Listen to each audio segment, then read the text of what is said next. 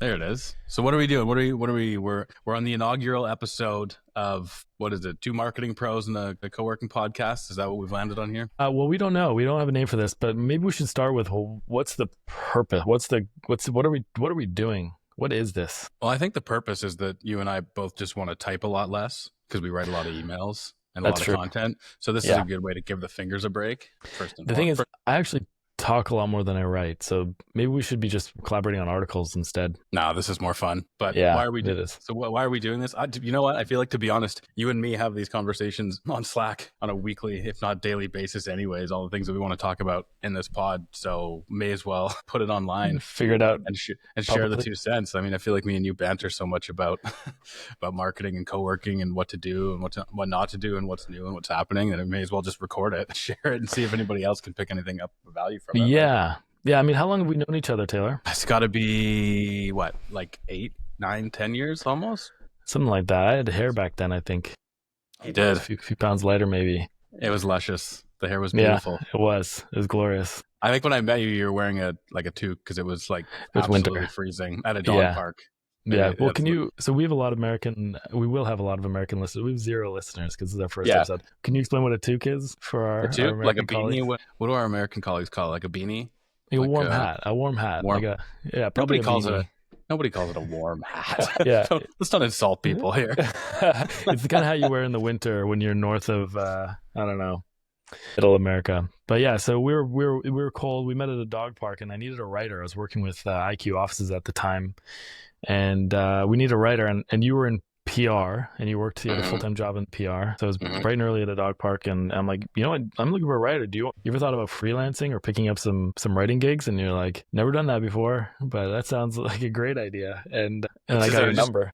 It just happened to work out too, because like typically at 6 a.m. at a dog park, I was not super abundantly social. I would have had my headphones in, probably wouldn't have been talking to anybody. So just so happened that on the day I didn't have them or whatever, and we struck up a conversation and you got the read. And I think like it was just good timing. I was so tired of PR. I'm like a natural storyteller, and I was at this point in like senior management and agencies where everything was like influencers and paid partnerships, and like I can't even say the word influencer without sweating. So I was so ready for a change, and then I met you, and it just so happened to be that way. And then I ended up at a co-working space by chance in Toronto, and then the rest is history. Now there's 2 marketing pros and a co-working podcast.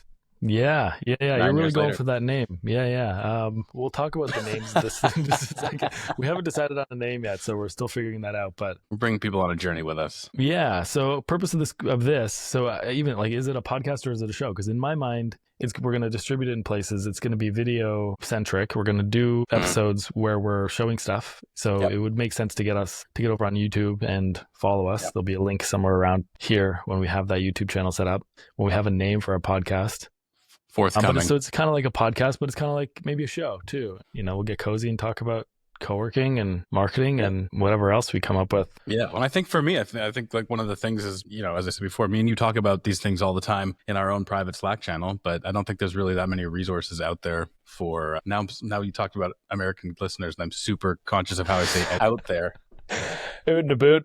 I don't think there's many resources out there that actually talk about marketing specifically catered to the co-working flex industry. So I think for me, I think that's part of it. I think it's such a valuable thing for people to do. There's not really that many people talking about it on a frequent, regular basis in a very specific way. So I think for us, like, take those conversations that we always have, strategic or otherwise, and just bring it to people, and hopefully people can find value in it. So yeah, totally. And for those who don't know, so Taylor lives on the west coast of Canada in British Columbia in Vancouver. I live near Toronto. I live in a city called Hamilton, and we work with people from all over the place, mostly United States, Canada, and a little bit of Europe, maybe. Have you worked with anyone outside of those 3 places? No, I haven't. I mean, everything I do is so language oriented that it's got to be English primary for the most part, or you bump into some complications. But I looked at the UK, tried to find some clients over there, so we'll see.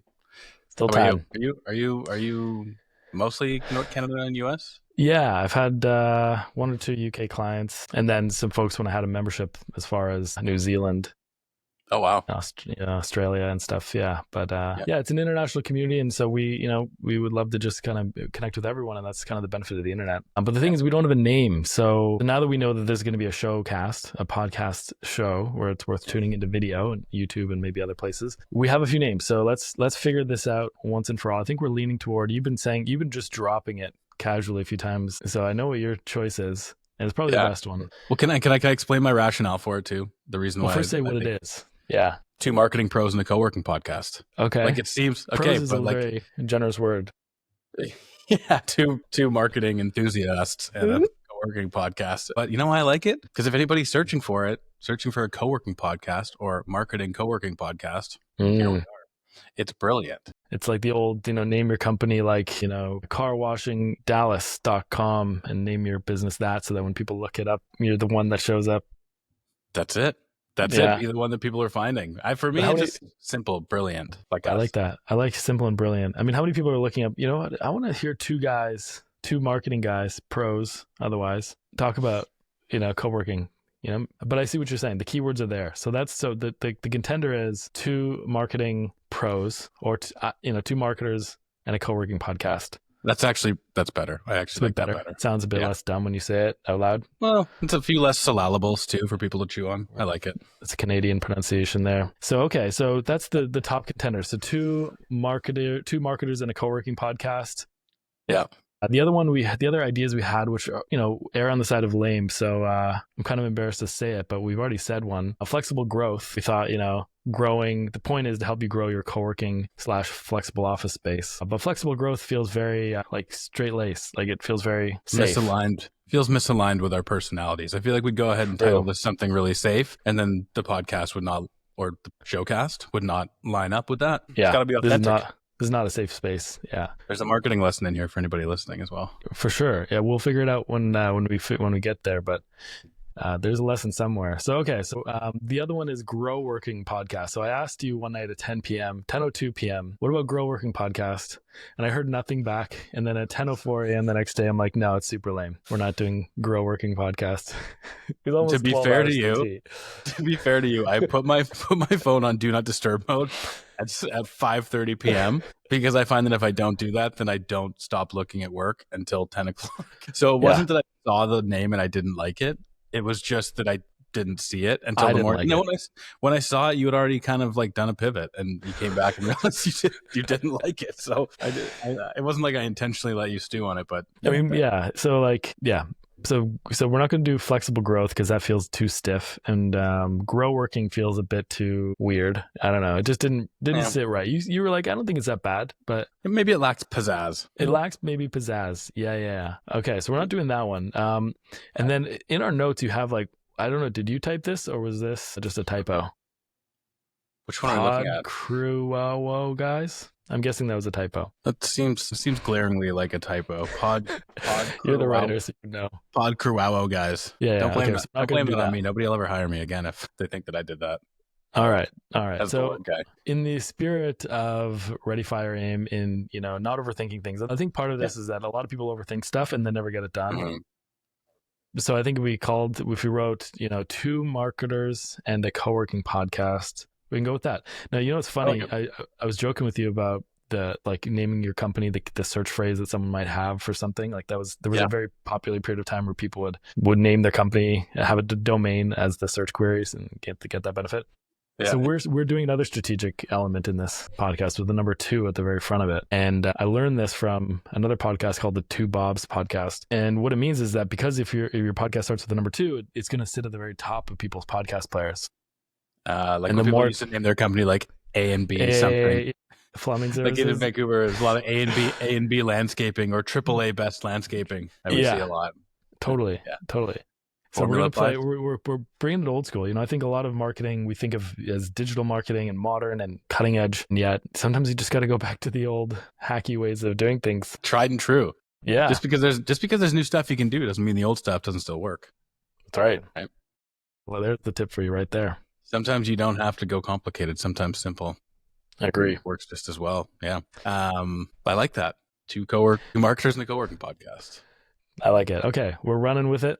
Done is better than Growworking is perfect. off the table. I don't know what kind of domain we're going to get, so you'll have to stay tuned for whatever abomination of a domain. I like domains. I like thinking about nice, succinct, easy to spell, and easy to remember domains, and this is not going to be easy. Everybody watching this is on this journey with us, so so welcome.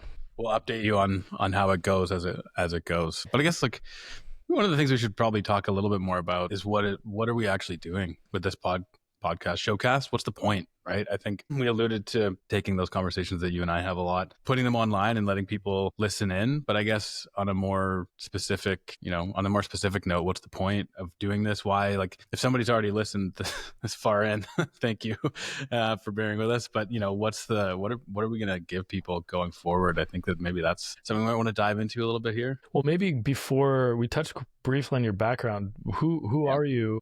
And why should we care about what you have to say? And then we'll talk about some topics and stuff we'll talk about. Yeah, no, fair point. I'm Taylor. I'm the founder of Tailmaker. We do content marketing for the flexible office industry. I've been doing it for just past 7 years, and I have Kevin to blame entirely for getting me into this world. But yeah, we kind of handle the entire content ecosystem. I've had the opportunity to work with Kevin in a broader way, who, for anybody who doesn't know, does a very high level everything marketing. And then I get the opportunity to team up with him now and then.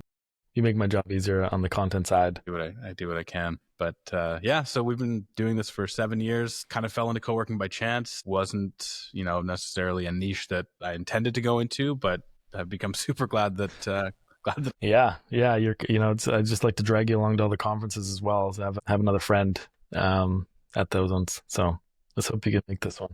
Never met a conference I didn't like. Yeah. Well, you definitely show up. So it's good. So yeah. Flying colors. So you're Taylor. Your website is tailmaker.ca, which is kind of a nice play in TALEMAKER. I'm Kevin. You know me. You've known me for a number of years now. I run Everspaces. I'm a marketing consultant. I'm a soloist. I work on my own. I help co-working operators build profitable marketing systems and strategies. And it's an advisory style engagement where I help figure out what should we be doing, what should we be not doing, where should we be spending our money, where should we be spending our time, making sure that we're kind of tightened up on all the edges. So much of marketing in this world, especially in competitive markets, is a game of inches. So how do we make sure we're doing kind of all the right things while knowing we'll never do all the things? Because I think there's always a time and resource constraint with all of us. And so that's me in a nutshell. So I bring in folks like Taylor to help with the content execution, and other folks like ads folks and SEO folks or web developers and designers to do various other components and basically help figure out what should we be doing and make sure that it all results in a profitable outcome. And that's where the numbers come in, and saying like, here's all the money and time we're putting into marketing, and here's exactly how many leads we got. Here's exactly how many members we got by service. And at the end of the day, are we acquiring members profitably or not? And ideally, you get paid back for your marketing within 1 or 2 months. So that's kind of my pitch on a per acquisition basis. That's my pitch in a nutshell. And so we're going to talk about a lot of stuff. I can tell you do a lot of speaking for your work. That was way better than mine. That was really good. Okay. I was engaged. Yeah, I was. I saw you checked out for a minute though, so I knew I had to bring. I forgot we were recording for a second. I was just listening to you go. Getting warmed up. Don't worry, I'm back. You're back. Okay, cool. So in this episode, in this podcast, we'll talk about some of the topics we're thinking and mulling over, just so you have a preview of what we're thinking about. And then we'll actually talk a little bit about the technical side of what we're doing here. What's our setup? So if you're thinking about starting a podcast, there might be some tips for you to get started like us without overthinking it. And at some point, we'll do a full proper podcast episode on how to start a podcast, how and when to start a podcast for your co-working space. But we'll give you a little primer on the nerdy stuff, like what microphone are we using? I know you got a new one. What tools and software are we using and all that kind of stuff. So we'll do that at the end. But in terms of the topics to expect from the show, Taylor, do you want to rattle off a few? Yeah, I mean, I think at a high level, we wanted to talk about marketing strategies. I'm not sure what you've seen. I think looking around the co-working industry, there's a real opportunity for people to really stick into a comprehensive holistic marketing strategy rather than doing things on a more individualized basis. But I think for a lot of people, and you would probably know this better than I would, but high level marketing, it's a lot to bite off, especially if you're an operator and you got a million other things to do. Diving into some of those high level marketing strategies, what they are, why you need them, examples of things that are not working. Everybody's favorite topic is measuring performance. If you're investing in something, how can you tell what you're getting back? From my side, I want to dive really deep into content marketing, everything from email marketing to social media to blogs, maybe even some video, all those kind of things. One big one on my plate here was, I want to get your 2 cents on is the role of AI in marketing for co-working. We should do So that sooner than later. I feel like that's a hot topic right now. yeah, maybe that's even episode 2. And I know you had some big ones in here that you wanted to talk about too that are on probably a higher level, maybe you'd say. Possibly, yeah. Higher pay grade. It's a little bit up. Yeah, I mean, things like budgeting and forecasting, at the end of the day, there's only so much time, energy, and resources. And how do you figure out, well, how much should we be spending on marketing? And then, what does it look like? How much should we be spending on a new location versus a mature and established location? And what are good numbers and benchmarks that we can look at, both in terms of spend, but also performance? How long should people be spending on your location pages to make sure that your website is doing what it's supposed to do? And what's the conversion rate? And what should that be? Or how much should our cost per customer acquisition be relative to how much they spend on those services? And so we'll talk about some of the performance aspect of it, the numbers, if you will. That's going to be a big one for me that I'm going to want to focus on. Not to cut you off, I just find it so interesting. There's so many elements and facets of marketing for co-working spaces and in this industry that I'm personally excited to hear more on that, just because there's so much to it, so many different considerations and things to keep in mind. So I feel like I'm as eager to hear from you as maybe everybody else will be. Sure. I mean, I'm very pragmatic in the sense that everything has to make sense mathematically. And so ideally you're acquiring new members, new customers at about 1 month's rent, 1 month's fees or so. And if you can do that, then everything is gravy. You should spend as much money to your marketing as possible. But there's a few different benchmarks and numbers, so we'd have to do a whole episode obviously on that. But once you have your numbers, it makes the questions easier. You can say, well, how do we move that number? How do we improve that number just by seeing it? And how do we, it kind of begs some questions and makes it easier to know what to do. So yeah, I'm definitely very focused on numbers as a leading factor. We also have things like, should you outsource or do stuff in-house, and when do you make that first hire? Who should potentially be your second or third hire if you're a bigger operator? What should you outsource and in what ways? Do you work with independent freelancers or agencies or fractional marketers? You've got fractional heads of marketing and fractional heads of content, and that's a big world that's coming out. And how does that all play in with AI as well? Is AI going to replace some of these roles, become more efficient? How do you manage marketing is another thing. Like, how do you make it so it's not just like throwing spaghetti at the wall and random acts of chaos? So those are topics that I would love to dive deeper into. It's really, to me, I think of marketing as almost like an assembly line, like a manufacturing facility. So at the end of the day, you have all these outputs, these tasks that need to get done. And so how do you do it with the people, the time, the energy, the resources you have so that you get throughput? Throughput is basically how much of a thing you get from start to finish, and how do you increase the throughput? And so we'll talk about all about that at some point in the future. Yeah, absolutely. Yeah. System. I just love when you think of an assembly line, think of all the systems that have to be in place along the way. I've been nerding out on systemization lately as a way to make things even easier for myself and for clients. So that's a big one I'd like to dive into at some point too. I think I'm going to be a little granular here, but I'm fired up for these topics. In fact, you said you wanted to do episodes every other week, and now I'm like, can we do 5 topics in one day? So you're gonna have to hold me back a bit. Well, you know what? I don't know if I need to hold you back. I think doing more in a day is easy. And I think one thing we were talking about offline before this was, what are we putting out there? Is this going to be high production value, or is it going to be more just real value that's actionable for people who are listening? So for me, I think if you and I and people who are listening expect that, there's not going to be a whole lot of bells and whistles to the showcast, but you're going to get a lot that you can walk away from, then banking out 5 topics and running through them, even if it's shorter, punchier episodes with higher value, I'm open to that too. So obviously, as anybody listening knows, we're working this out as we go, but trying to figure out what's best for how we can deliver the most value through this platforms. Yeah, and the key word there is value, right? And that goes for everything that marketers do. At the end of the day, no one wants to do more work. Everything is an investment, especially in marketing, but in everything that you do. So even in this, so let's use this time, the remainder of time. We have other topics that we're going to come up with and have listed, but let's talk a little bit about the stack that we're using to set up for anyone who wants to nerd out about it. So we're sort of collaborating and figuring this out, because I've done more of this work on the podcast side before, and you're a content producer and you're already thinking about systems. So what tools are we using? First of all, what's the microphone you just bought? This is a Rode USB microphone. So I know Kevin's got like a whole system set up with a mixer and all those things. For me, as just jumping into this, by the way, I haven't done a lot of podcasting because hearing my voice recorded back is torturous. So I'm just getting into it, but it's a Rode USB microphone, plugs right into the computer here. Super, super simple. The mic, I've got an Apple Studio Display monitor here, which has a pretty high definition camera in it. So that makes my job a little bit easier. And then just the good old fashioned AirPods here. What about you? I know you got a much more sophisticated microphone and AV setup than I do. Yeah, we won't get into all of it. There's many parts to it. Essentially, the microphone is a Shure SM7B, I think, and it's an XLR microphone, so it has a thick kind of wire, plugs into something else, and then that thing plugs into my computer, and there's a few stuff in between. So we're not even going to go there. The way you have your mic set up is exactly how someone should set up a mic who's getting into podcasting. And I also have a Sony camera, like a proper, like, photo video camera on it, so that helps me come through in higher definition, for better or worse. Yeah.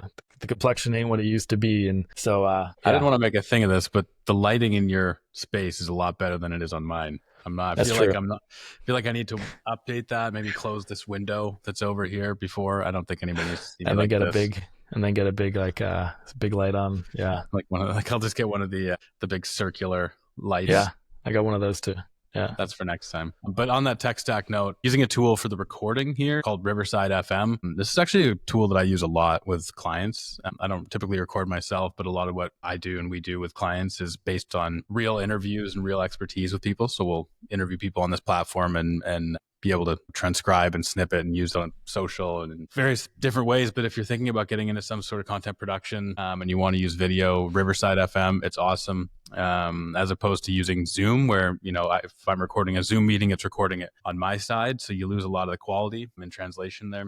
Riverside FM is super, super simple. It records each person at their source, separates everybody into their own tracks so that you can remove people's audio, edit people's audio, snip things together really easily. Got a built-in editor. You can add captions, ending export as 9:16 or 16:9 aspect ratios for your social media platforms, and it's about as cheap as you can get, I think, in this realm. So I would definitely recommend this to anybody who wants to dive in. What kind of price point are you thinking? I think if you pay annually, it's like, I don't know, $300, $400 or something like that, which Canadian. Yeah. So like a 16 US, I think. But no, it's a great platform.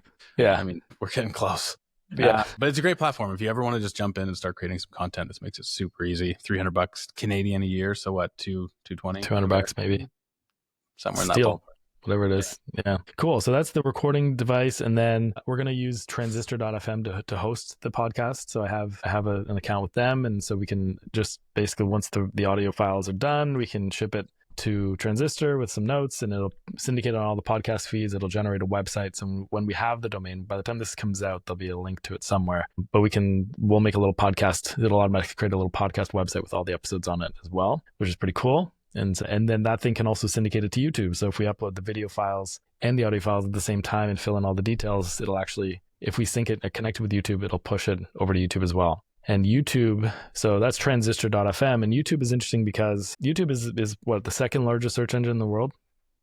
Yeah. It's owned by Google. Yeah. And so... Yeah, many, many billions of dollars value now. Yeah. And people have significantly more watch hours than Netflix. Sorry? Searches? Is it edging up towards the valuation of YouTube? It's like one of the... Oh, well, it's part of Google, so it's hard to decipher the difference, but it's it's a big part of the platform. It's a huge platform, and if you're looking to gain exposure to things and places, it can be a great tool for distribution, for getting awareness, building your top of funnel, meaning getting your content out to new people. Now, when most of us think about, should we do a podcast for a co-working space, we're thinking local. So the benefits of YouTube may not be as substantial as trying to reach a global audience. But nonetheless, if you bring on a guest, for example, and they have a YouTube presence and someone watches that thing, in theory, they'll see your content coming up as well. And anyway, there's a lot of benefits to YouTube, and we'll have to explore that in a dedicated podcast episode. Well, with YouTube too, you can embed it if you have a newsletter, if you have a great video interview with somebody, whether it's an expert, external expert, or a member, whoever it might be. YouTube allows you to embed in your email marketing and all those kind of things. So it's never a bad thing to use. Great point. And I think, the benefits of video, right? Like you got two ugly guys in a marketing podcast. Is that what we called it? Actually, I like that better. Is it? We want to be descriptive. We want to be descriptive, right? We want to evoke a feeling, right? Accurate. Yeah. So, you're two ugly guys in a podcast. So the last thing you want is to see us on video, right? But occasionally we're going to show stuff. So maybe you want to do that and put it in the background for these audio podcasts. But the benefit is you actually can build relationships asynchronously or like unidirectionally. And so it can be a higher fidelity way for people to experience you, your guests, your co-working space. So if you're thinking about doing one for yourselves, this might be a good, like you said, even if it doesn't build you top of funnel global awareness, it's a good way to just have a more high touch experience, and it becomes great social media content as well that you can share on social. Half the battle with marketing is just showing up with stuff, just being present and being in front of people regularly. And if you feature good guests, they maybe share it to their audience who live locally, and you can gain attention that way. But so video is a great distribution medium and a great way to build relationships with people for one way for the start. But yeah. And I think if there's one thing that people can take away from this, it's like watching us figure this out in real time. Sometimes done is better than perfect. If you're thinking about doing something, whether it's YouTube, whether it's content, whether it's any other kind of marketing, kind of just jump in, ready, fire, aim, right? Like I think I am not ready for people to be watching me talk like this and hearing all my mistakes and things like that. But you got to just put it out there and just go for it and just give it a shot. Don't worry about if it's perfect. Just get into it. Yeah, I mean, the only downside to content that isn't any good is that no one listens or pays attention to it. So in the worst case scenario, people are going to ignore it. And in the best case scenario, some percentage of people are going to watch it and you're going to get benefit from that. So, and even if no one watched it, it's literally just, I keep seeing this co-working space on my LinkedIn newsfeed with their clips from their podcast. I'm thinking about starting a podcast. Maybe I should go join them, or I should refer my friend. More likely, it can be a great way to just stay in front of people so that either they join or they tell somebody. The magic happens when you put stuff out there. So even if it's not good, all it means is that no one's going to listen. Yeah, absolutely. Yeah. And the other thing, by the way, before we switch topics, is sometimes your first few episodes get 0 listens or engagement anyway. And the point is not to come out of the gate with a bunch of views and a bunch of listens. The point is to build up a bank of content that people would refer back to and come back to later on. So that's the other benefit, is once you get up and established and rolling, then you have listenership that can go back into the archives and get value from that. But the key thing would be, do people want to consume the type of content you're sharing on your podcast? And that's, again, a topic for a dedicated episode. Yeah, absolutely. And I think I'm excited for this. I think we have a lot of good dedicated episodes. I think even in the last 5 or 6 minutes of talking, there were so many times when I almost went on a tangent that would have taken us down a whole episode in and of itself. But I think there's a lot that we're going to cover in this, and I'm excited for people to hear it, even if it's only a few first. Yeah, so a few who listen to this one at first. Totally. We're going to think about doing this bi-weekly, every other week, and then potentially ramp up. And I think that's a good plan for anyone thinking about doing any kind of marketing, is how do you start with a simple structure, simple program, something that repeats, where people learn to tune in every other week, and then you can add more layers on, add more details. We're both busy, so we don't want to make this our full-time gig, but I think it's a great way to at least begin the process and then add more to it if we have the capacity and enjoy it. And to your point too, I think one thing that why we're starting with bi-weekly is because there's a lot that goes into it. The systems that we need to establish for how to make it faster and better next time, and figuring out how our division of labor and who does what. And I think that's the same for anybody doing anything. It's start slow, get your systems in place, figure out how to make a bit of a well-oiled machine, and that makes scaling easier. You're better to start with one thing a month than 5 things a month if you can't consistently produce quality at 5 things a month. So. Spoken like a true content production house, someone who thinks in terms of systems, because how you've got so many systems running with your different co-working operators who hire you for content, that you got to keep this thing's going out on this schedule and this thing's going out, and you have to keep that system going. Maybe there's another episode in that as far as essential marketing tools. I'm going to make a note of that. Perhaps, tools you need to build the systems you need. I don't know. I'm spitballing here, but it feels like another one. Yeah. We'll refine the topic. We're brainstorming in real time. There's the whole idea of tools versus systems. Yeah. So this is, exciting for us. We're going to commit to 10 episodes, we said. And then if we get tired of each other, amicably break it off. But no, I think our goal is just to have fun with this and add as much value as possible. Teach some real stuff that you can go and implement yourselves. And so this is really just an introductory episode. Kind of get one out there, and then build on it in the future. Super stoked to be doing this with you, Taylor. It's always good to have a laugh with you also. So if nothing else, we'll have a good banter. Yeah, no, absolutely. And I hope people get at least a little bit of value out of what we're doing here. I feel like if we can help one or two people, get a little bit of value and do things a little bit better, or see a little bit of success, then for me, that's a win. Totally, man. So anything else we need to cover before we wrap this one up? No, I guess maybe where do you find Kevin? Well, mostly behind my desk, but you can find me at everspaces.com. And and I'm also on LinkedIn. You can look me up, Kevin Whelan, Whelan on LinkedIn. How about yourself? I think we already talked about this, but you break it down for us one more time. Talemaker.ca, TALEMAKER.ca. You can find us there. Website's being rebuilt as we speak. So, hey, go check it out. And whenever this has rolled out, you can also find me on LinkedIn as well. Always happy to connect with new people. So yeah, this is fun. And how do you end the podcast? What do we do? I don't know. Am I going to see you in Boston in the coming weeks? Don't do that to me. For anybody who's curious, which is probably nobody, I'm getting married in Italy 2 weeks after the conference. So I'm hoping to come, but scheduling, and it's 2 12-hour travel days from Vancouver. There's nothing direct. So I hope so. Yeah, I would love to see you in Boston and everybody else for that matter. Yeah, for Juicy. So hopefully see you there. We'll see you then. We'll end it there. We'll see you then. See you, Taylor.